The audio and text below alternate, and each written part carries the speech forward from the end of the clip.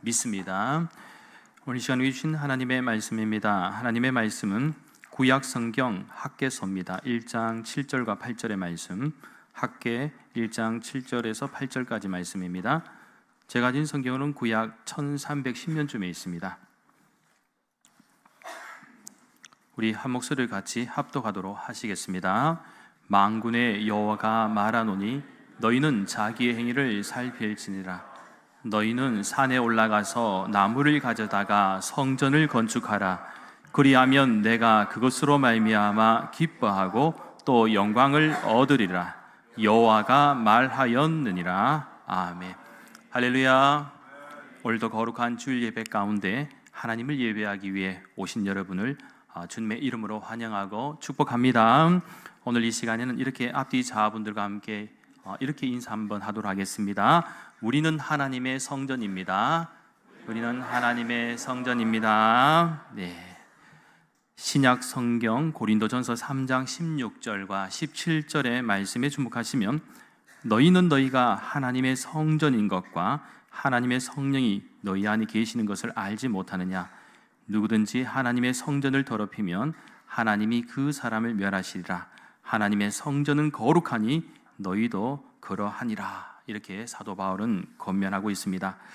특별히 오늘과 같이 갈수록 세속화가 되어가고 있고 또 수많은 유혹과 시험의 도전을 받고 있는 우리 믿는 성도들은 세상 속에서 구별된 존재로 선한 영향력과 또 소금과 빛의 사명을 잘 감당하며 살아갈 수 있는 은혜와 축복이 저와 여러분에게 있기를 예수님의 이름으로 간절히 축원합니다. 오늘 이 시간에는 하나님이 세우시는 성전이라는 제목으로 말씀의 은혜를 나누도록 하겠습니다. 최근 우리 교회는 당회와 재직회 그리고 공동의회에서 교우들의 동의와 결정에 의하여 또 교회 환경 개선 공사를 현재 진행하고 있습니다. 어떻게 보면 우리 교회에게 하나님께서 허락하신 뜻깊은 사역의 현장이다라고 볼 수가 있습니다. 그동안 공간적인 제한과 한계도 있었고 또 불편한 부분도 많이 있었지만 그래도 하나님께서 우리 교회가 성장할 수 있고 또 발전할 수 있는 기회를 주시는 것 같습니다. 물론 교회 건축 그 자체가 우리의 목적은 아닙니다. 그러나 분명한 것은 건물 자체가 목적은 아니지만 하나님 나라를 위한 중요한 도구가 된다라는 사실입니다.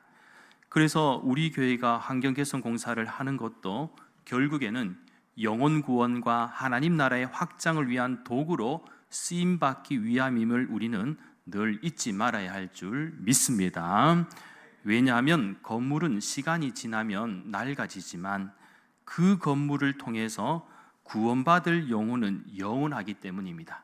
즉 주님의 전으로 우리가 한 영혼이라도 이렇게 전도해서 그 영혼이 예수님을 믿고 또 구원의 은혜를 입었다면 그만큼 귀한 일이 또 어디에 있겠습니까? 혹 어떤 사람은 하나님은 건물이 필요 없으신데 왜 교회를 짓습니까? 라고 물을 수도 있습니다. 물론 하나님은 건물 안에만 계시는 분이 아니시죠. 그러나 하나님은 언제나 예배와 성교를 위한 거룩한 공간을 사용하셨습니다.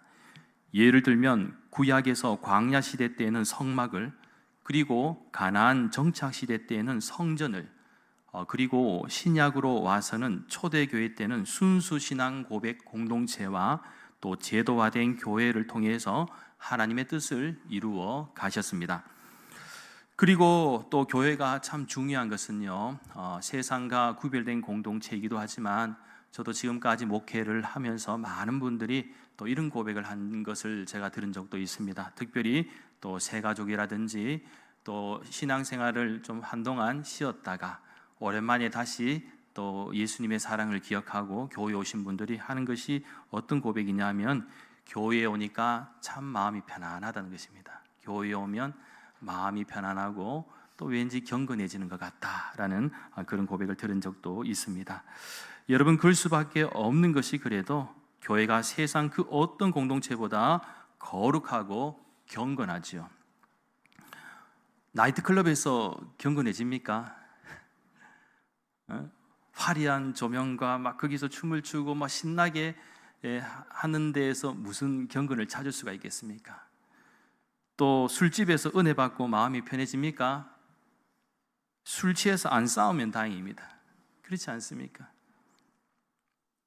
그런데 결국에는 이 모든 것이 누구를 위한 것인가 할 때 바로 하나님을 위한 것입니다. 그러한 사실을 오늘 보면 8절 말씀에서 잘 설명하고 있죠. 8절 말씀, 너희는 산에 올라가서 나무를 가져다가 성전을 건축하라. 그리하면 내가 그것으로 말미암아 기뻐하고 또 영광을 얻으리라.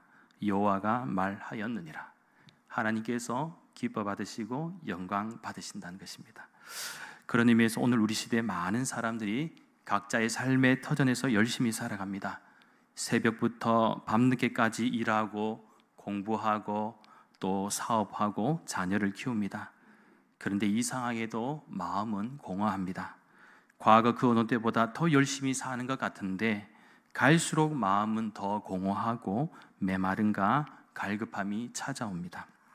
이러한 현실은 학계 시대의 백성들도 마찬가지였습니다.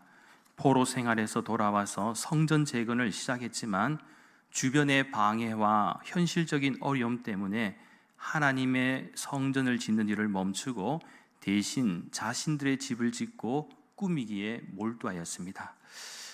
그렇다 보니까 한편으로는요, 자신들의 집을 가꾸고 짓는 것은 뭐 좋은 일이기도 하지만 불편한 점이 있죠. 사실은 하나님의 성전을 재건하고 지어져야 되는데 그렇지 못하니까 늘 미안한 마음도 있고 또 불편한 마음도 있었는데, 자, 오늘 본문의 말씀에서 하나님이 말씀하시지요. 오늘 본문 7절 말씀에 주목합니다. 만군의 여호와가 말하노니 너희는 자기의 행위를 살필지니라. 여러분, 이게 무슨 말씀일까요? 이 말씀을 히브리 원어에서 찾아보면 특별히 이 자기의 행위라는 것은 따르케켐이라고 하여서 이 단어의 뜻을 좀 살펴보면 자신의 삶을 반성하고 돌아보라는 의미도 담겨져 있지만 이 말씀을 이렇게 풀어 해석해도 괜찮을 것 같습니다. 즉, 이렇게 살지 말고 무엇이 우선순위인지를 점검해라는 것입니다. 사실은 아직까지 하나님의 성전을 재건하지 못했기 때문에 각자에게는 뭐 자신의 집을 짓고 하는 그런 기쁨이 있지만 가장 중요한 우선순위가 아직 있다는 것이죠. 어쩌면 이것은 이스라엘 백성들을 향한 하나님의 초청입니다. 그러니까 학계 선지자 시대 백성들은 자기 집은 화려하게 꾸미면서 성전은 나름대로 이유를 대면서 방치를 했다는 것이죠. 자, 이러한 사실을 잘 설명하는 대목이 오늘 읽지는 않았지만 바로 앞에 1장 4절 말씀입니다. 이 성전이 황폐하였거늘 너희가 이때에 판벽한 집에 거주하는 것이 옳으냐. 참고로 여기서 판벽한 집이라는 것은 쉽게 말씀드리면 지붕과 벽이 완벽하게 구비된 집이다라는 것이죠. 그러니까 한마디로 좋은 집에 거하고 있는 이스라엘 백성들을 부각시켜서 그들의 이기적인 행태를 힘주어 책망하는 의미가 담겨져 있습니다. 그렇게 어떻게 보면 하나님의 성전을 세워간다는 것은 우선순위의 문제이기도 하지만 하나님을 삶의 중심에 모시자는 신앙 고백과도 같습니다. 그렇게 하나님이 없는 인생, 나 자신만을 위한 인생은 세상에서 아무리 화려하게 살아간다 할지라도 채워지지 않는 공허함과 갈급함이 있게 됩니다. 따라서 우리에게는 하나님이 필요하고 하나님의 성전이 중요합니다. 그런데요, 하나님의 성전은 어느 한 사람의 힘으로 세워지지 않습니다. 금이 있는 사람은 금을 드렸고 은이 있는 사람은 은을 드렸고 기술이 있는 사람은 기술을 드렸습니다. 우리가 잘 알고 있는 다윗도 비록 그 자신이 하나님께로부터 성전 짓는 것을 허락받지 못했지만 그래도 아들 솔로몬을 위해서 자원하는 마음으로 최선을 다해서 준비를 해 주었습니다. 그리고 솔로몬은 아버지 다윗의 도움으로 하나님이 기뻐 받으시는 성전을 짓게 되었습니다.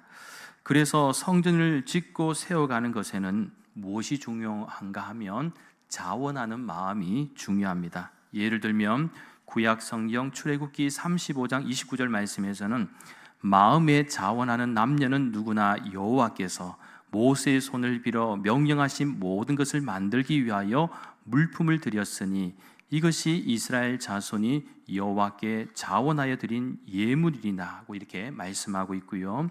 또 역시 구약성경 역대상 29장 9절 말씀에서는 백성들은 자원하여 드렸으므로 기뻐하였으니 곧 그들이 성심으로 여호와께 자원하여 드렸으므로 다윗 왕도 심히 기뻐하니라 하고 설명하고 있습니다.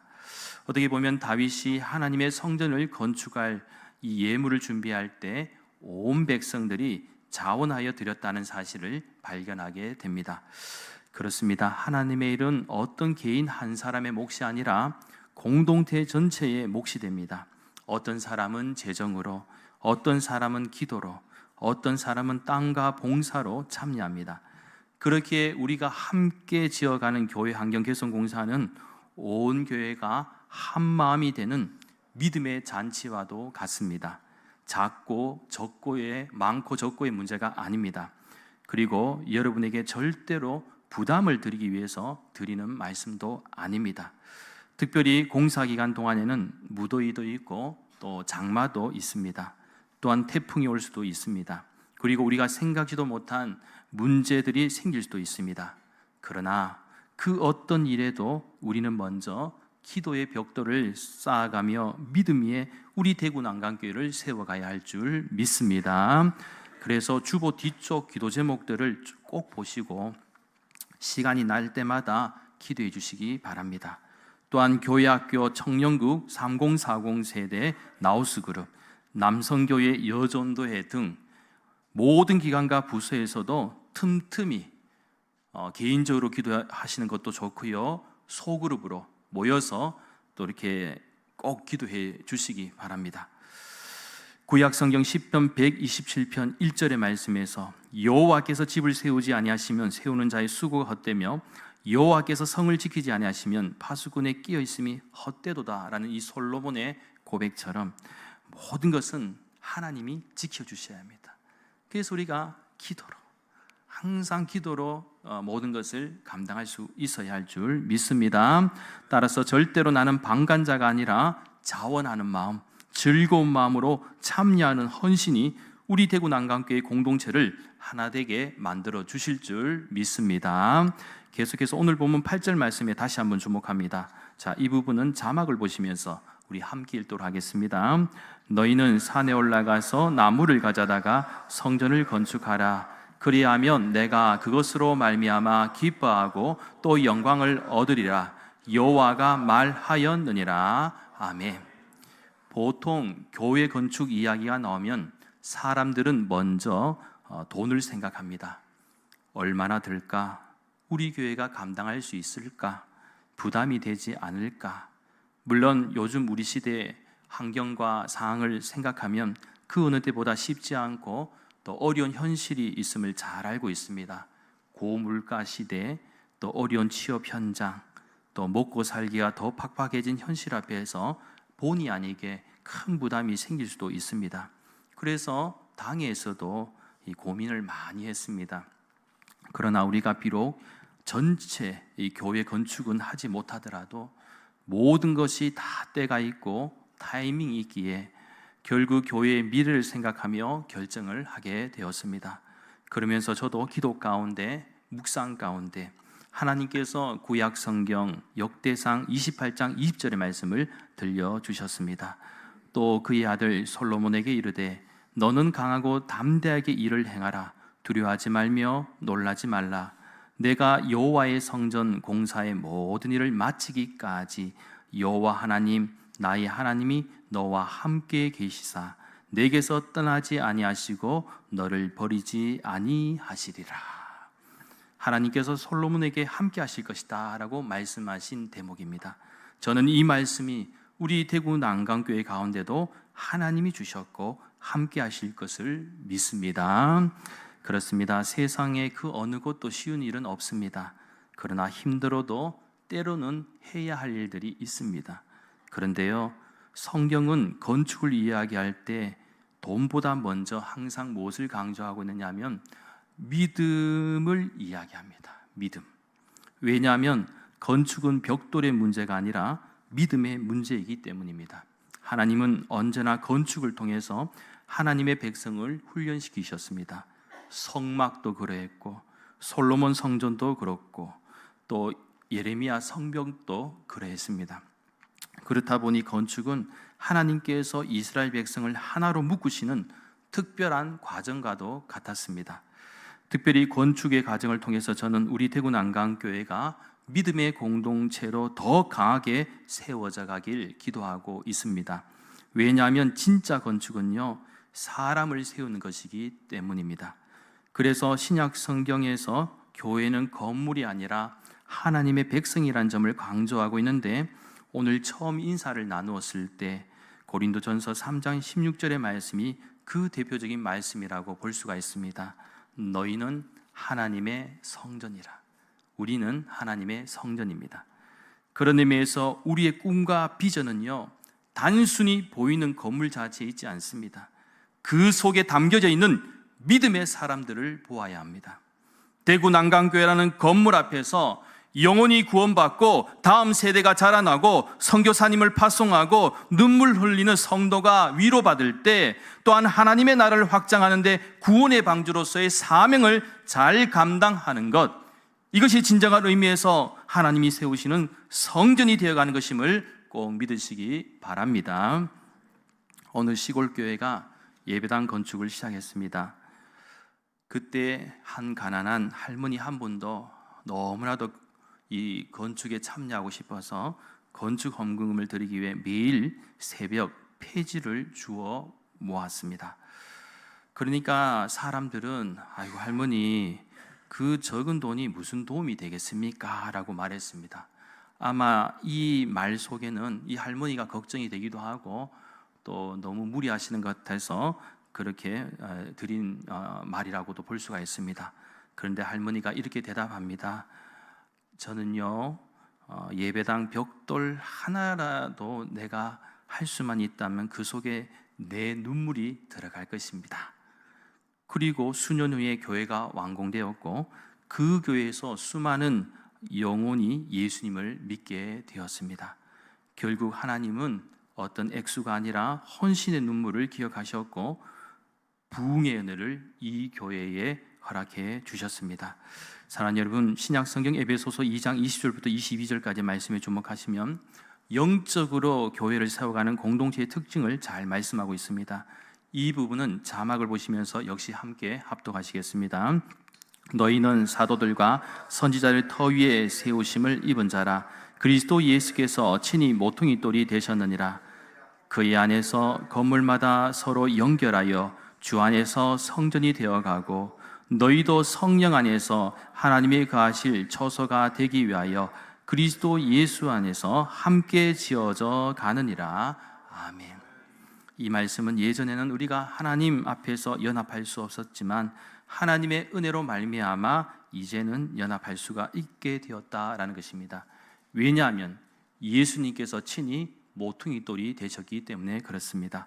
그렇게 여러분, 왜 모퉁이 돌이 중요한지 아십니까? 건물의 기초석이 되기 때문입니다. 예수님은 우리가 연합하는데 기초가 되셨습니다. 이 말은 우리의 의지로 우리의 힘과 능력으로 되는 것이 아니다라는 사실이죠. 그래서 성령님의 능력이 필요하고 예수님의 은혜와 사랑이 필요합니다. 참고로 구약 성경 스가랴 4장 6절 말씀에서 그가 내게 대답하여 이르되 여호와께서 스룹바벨에게 하신 말씀이 이러하니라. 만군의 여호와께서 말씀하시되 이는 힘으로 되지 아니하며 능력으로 되지 아니하고 오직 나의 영으로 되느니라.